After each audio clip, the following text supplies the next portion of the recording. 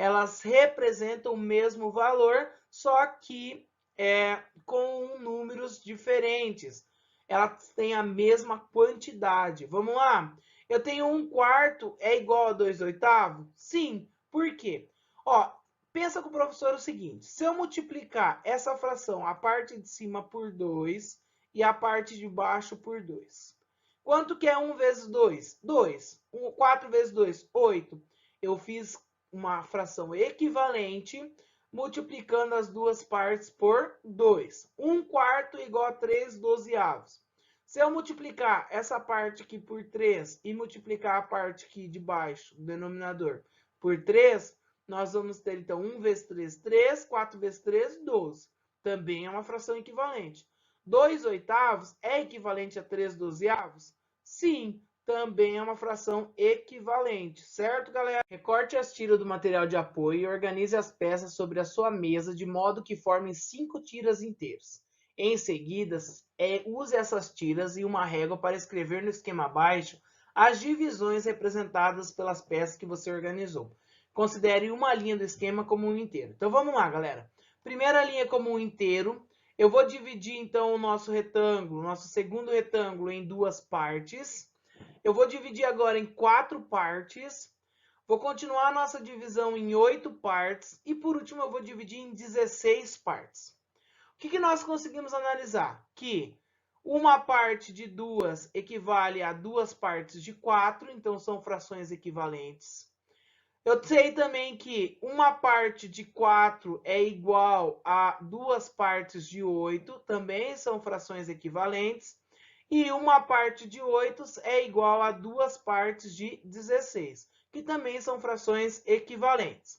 Vamos pensar junto, então. 1/2 com denominador igual a 8. Então, vamos lá. A fração 1/2, eu tenho essa parte aqui, certo?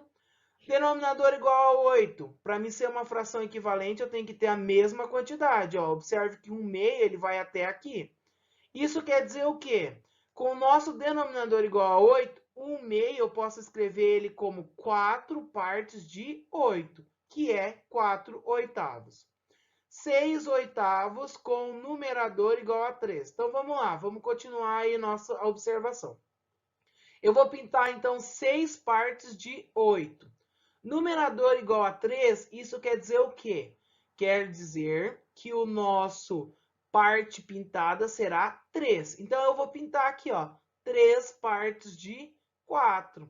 3 partes de 4, então, é a mesma coisa que 6 partes de 8. Logo, o nosso que nós estamos encontrando é 3/4. Vamos determinar frações equivalentes. Represente na figura a seguir a fração 2/3. Então, vamos lá, galera. 2/3, duas partes pintadas de 3. Se eu multiplicar esse denominador por 2, então vamos pensar junto. Eu tenho aqui 2/3, certo? Está dizendo o quê? Multiplicar o numerador e o denominador. Então, eu faço vezes 2 a parte de cima e vezes 2 a parte de baixo. 2 vezes 2, 4. 3 vezes 2, 6. Então, eu tenho como resposta 4/6. Represente na figura a seguir a fração que você obteve. Então, nós tivemos 4 de 6 partes. O que eu preciso analisar? Essa fração 4/6 é equivalente a 2/3? Sim. Por quê? Porque é a mesma parte do inteiro que está pintado. Observe, é a mesma parte, certo? Observe como um aluno do 5º ano encontrou uma fração equivalente à fração 12/18. Então, ele pegou 12/18. A primeira coisa que ele fez foi dividir o numerador e o denominador pelo mesmo número. Então, ele dividiu 12 por 2, deu 6, 18 por 2, deu 9. Depois, ele pegou 6/9, dividiu pelo mesmo número o numerador e o denominador. E ele dividiu 6 dividido por 3, 2, 9 dividido por 3, 3. Observe que todas as simplificações que ele começou a fazer, ele divide tanto o numerador quanto o denominador pelo mesmo número. Então, só podemos fazer simplificação quando isso ocorre. O 2/3 nós não podemos mais simplificar porque não conseguimos encontrar um número que divida 2 e divida 3 ao mesmo tempo. Simplificando essas frações aqui, então, eu posso começar dividindo por 12. Por quê? Porque o 24 está na tabuada do 12 e o 36 também está na tabuada do 12. Então, eu tenho 2 terços. Mas, professor, 12 é muito alto. Então, vamos começar por 2. Os dois números são pares. Então, 24 dividido por 2 e 36 dividido por 2, eu vou ter 12/18. O 12 e o 18 estão na tabuada do 6. Então, eu vou fazer por 6. Fica 2 terços. 40/80. Eu posso começar dividindo os dois por 40, mas, professor, muito alto 40, né? Então, vamos começar por 2. 40 dividido por 2, 20. 80 dividido por 2, 40. Continuo por 2, 10 e 20. Eu sei que o 10 e o 20 estão na tabuada do 10. Então, divido por 10, fica 1/2.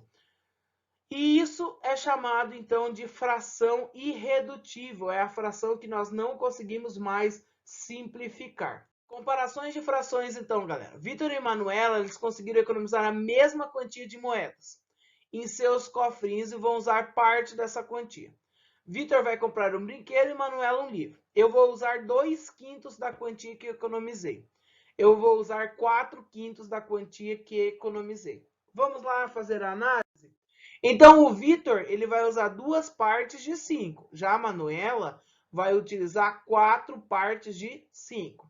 Quem vai usar a maior parte? Nós conseguimos ver, então, que a maior parte das economias quem vai utilizar é Manuela. Perfeito, galera. Então, nós temos que fazer a comparação. Nós sabemos, então, que 4/5 é maior que 2/5. Ou seja, 2/5 também é menor que 4/5.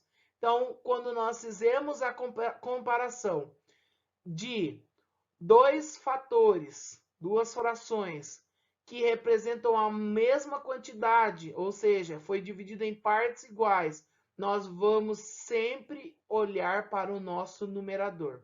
O número que for maior no numerador, ela também vai ser a maior quantidade, ou seja, a maior fração. Se Vitor resolvesse gastar 2/3 da quantia que economizou e Manuela 3/5. Como faríamos para saber quem gastaria a maior quantia? Vamos fazer essa comparação sem usar os desenhos. Pessoal, então nós vamos escrever uma sequência com 5 frações equivalentes, multiplicando o numerador e o denominador pelos números 2, 3, 4 e assim por diante. O 2/3, então, do Vitor, eu posso escrever eles como 4/6, 6/9, 8/12, 10/15 e 12/18. O 3/5 de Manuelas, nós podemos, então, escrever 6/10, 9/15, 12/20, 15/25 e 18/30. Nós sabemos, então, que o Vitor tem uma fração equivalente que tem denominador 15 e a Manuela tem uma fração equivalente que tem denominador 15. Então, na mesma sequência, quem tem o mesmo denominador 10/15 e 9/15, qual dessas frações representa a maior quantia? Com certeza é 10/15. O que nós conseguimos concluir disso? Que quando vamos fazer a comparação com denominadores diferentes, nós utilizaremos então frações equivalentes para compararmos as nossas frações. Atividades. Ana e Lucas fizeram um bolo. Ana usou 1/4 de uma barra de chocolate e Lucas usou 3/4 da mesma barra. Represente as frações pintando as figuras a seguir. Então, Ana e Lucas. Quem usou a maior quantidade de chocolate para o bolo? Lucas, né? Ele usou 3 partes de 4. Pessoal, nós temos algumas atividades. As atividades, então, estão na página 26, atividade 4 e 5. Páginas 30 e 31, atividade 6, 7, 8 e 10. E página 34, atividade 5. Se você está sem seu livro, não se preocupe. Essas atividades são disponibilizadas aqui no nosso material de apoio. Se você ainda não deixou seu like, deixa o seu like aqui embaixo. Até mais!